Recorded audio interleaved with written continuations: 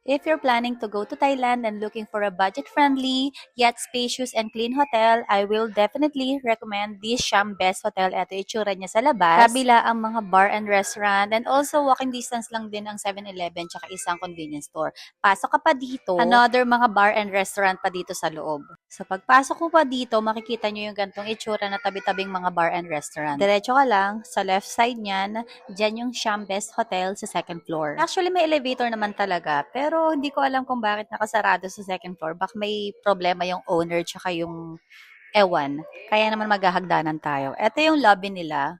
Pwede kayo mag-iwan ng gamit. First book kasi namin dito is sa Agoda. Nasa around 1,900 per night. Pero nag-extend kasi kami, kaya mas mura pala talaga kapag actual kasi may mga another fees pa sa app. So I suggest kung hindi naman hassle sa plano nyo, mag-book na lang kayo directly sa hotel mismo para mas makamura kayo. Sobrang hirap na hirap nga kasi kami maghanap ng hotel na hindi masikip sa aming apat dahil may mga bata kami. So eto nga, makikita nyo, sobrang spacious, ang laki pa ng matatakbuhan ng mga bata. May mga kettle, mini ref, and then ganito yung itsura niya sa labas. Pag tinignan nyo, wala namang view, pero kung gusto nyong buksan, caring-carry naman. Kaso hindi na namin binuksan kasi may mga tambak ng basura, baka ano maamoy namin dyan. Pero ito, importante yung loob.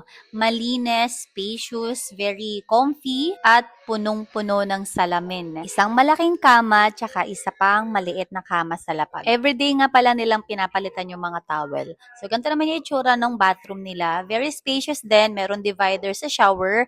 And may mga kasama ng mga soap, toothbrush. Everyday din pala sila nagbibigay ng panibagong tissue. So, meron siyang salamin dito sa lavatory. May dalawang baso kung ilan kayo nag-check-in na adult.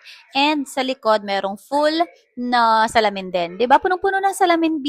At eto girl, ang importante sa lahat, bidet. Kasi naloloko ako sa mga mall sa Thailand, wala palang bidet. Tissue-tissue lang, B. Merong mga free soap and toothbrush. Sa ibang hotel kasi walang mga free toothbrush. Kaya kung on budget kayo, i-consider nyo tong Siam Best Hotel.